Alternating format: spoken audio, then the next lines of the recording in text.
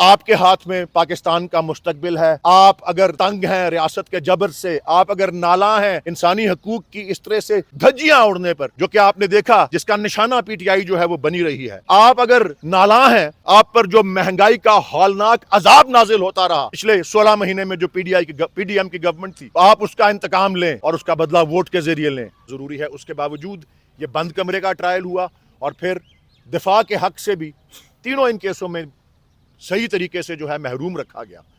آگے چلتے ہیں جی. آرٹیکل 14 جو کہ انسانی وقار کی گارنٹی دیتا ہے، جو چادر اور چار دیواری کے تحفظ کی گارنٹی دیتا ہے، اس کی جس طرح سے پامالی پچھلے 22 مہینے میں ہوئی، کافی اس کی مثالیں یہاں پہ دی جا چکی ہیں.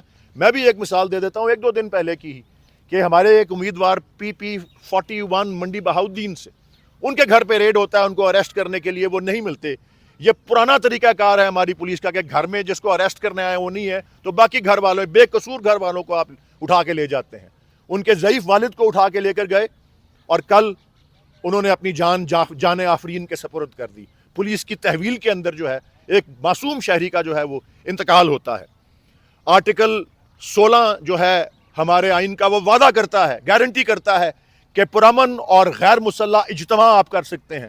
اور آپ نے دیکھا ہے کہ جب سے الیکشن کا شیڈیول اناؤنس ہوا ہے، ہر پارٹی اپنے جلسے کر رہی ہے، ہر پارٹی اپنے اجتماع کر رہی ہے. اگر کسی کو اجازت نہیں مل رہی، کسی کے اوپر کریک ڈاؤن ہو رہا ہے، مسلسل اریسٹ ہو رہی ہیں، گھروں کے اندر اگر کنونشن ہو رہی ہے تو اس کے اوپر جو ہے سندھ میں جلسہ کر رہے ہیں بلاول بھٹو، پنجاب میں جلسہ کر رہے ہیں میاں نواز شریف، جاوید ہاشمی اپنے گھر کے اندر کنونشن کرتے ہیں 300 لوگوں کی تو وہاں ریڈ ہو جاتا ہے. جلسہ تو دور کی بات ہے. اس کے بعد آرٹیکل 17 جو کہ فریڈم آف ایسوسیشن ہے، رائٹ ٹو ایسوسیشن، اس پہ بھی بات ہو گئی کہ آپ کو انتخابی نشان کو ہمارے جو ہے اس سے محروم کر دیا گیا اور اتنے بڑی تعداد میں جو ووٹرز ہیں ان کو ڈس انفرینچائز کر دیا گیا. تو یہ تو جو وہ سارے بنیادی حقوق ہیں. ایک بنیادی حق جو ہے میں پاکستان کی عوام سے اور پاکستان کے تقریباً 13 کروڑ ووٹر سے اپیل کرتا ہوں PTI کی طرف سے کہ ایک آپ کے پاس ایک بنیادی حق ہے جو کہ بہت بڑا امتحان ہے ہماری ریاست کا اور ہماری الیکشن کمیشن کا اور ہماری عدلیہ کا، جو کہ 8 فروری میں آپ کے ہاتھ میں ہے، اور وہ ہے بیلٹ، وہ ہے ووٹ. سو میں PTI کی طرف سے ہماری یہ اپیل ہے کہ پاکستان کے تمام 128.5 ملین یا تقریباً 13 کروڑ ووٹر سے کہ وہ ووٹ کرنے کے لیے نکلیں. خاص طور پہ ان میں سے تقریباً جو 5.5 کروڑ سے زیادہ جو ہیں ووٹرز جن کی عمریں 18 سے 35 سال کے درمیان ہے، جو نوجوان ہیں، ان سے اپیل ہے کہ وہ نکلیں.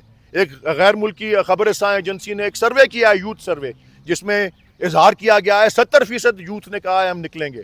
اللہ کرے یہ درست ہو، آپ نکلیں. اپیل ہے ان تقریباً 2.5 کروڑ ووٹرز سے جو 2018 اور 2023 کے درمیان رجسٹر ہوئے ہیں.